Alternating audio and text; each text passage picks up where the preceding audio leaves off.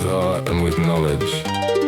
As lady and lord and friend I wish to tell, in my song, if it pleases her to deign to hear it, of the lesser third of love, her great power, her great power.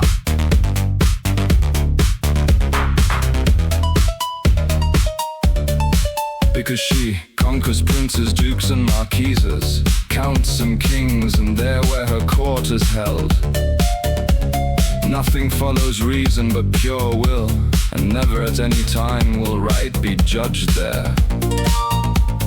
She is so subtle that one cannot see her, and she runs so swiftly that nothing can flee her, and she strikes so straight that nothing can shield against her, with a dart of steel with which she deals a blow of pleasure, against which strong, thick hauberks avail nothing if she launches straight. And then she shoots at once golden arrows with her bow drawn tight.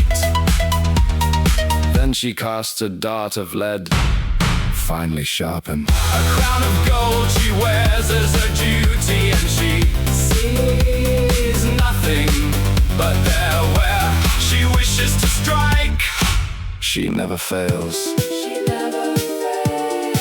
So nobly she knows how to take aim, and she flies lightly and makes herself much feared. And she is born from charm that has caught fire with joy, and when she does harm, it seems to be good. And she lives on gladness and defends herself and fights, and she pays no heed to lineage or wealth. In her palace, where she goes to lie down, there are 5 portals,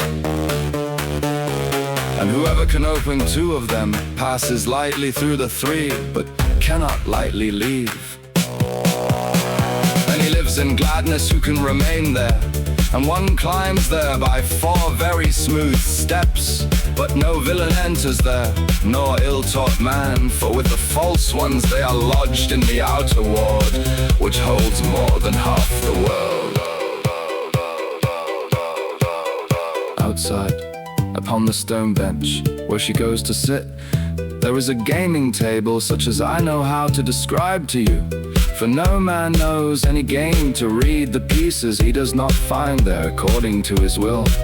And there are 1,000 points, but let him take care that no graceless man, unskilled in ugly play, comes near. For the points are made of worked glass, and whoever breaks one loses his game at once. As much as sea or land can hold, or the sun shines upon, she makes all serve her. Some she makes rich, and others she makes languish. Some she holds low, and others she makes worthy.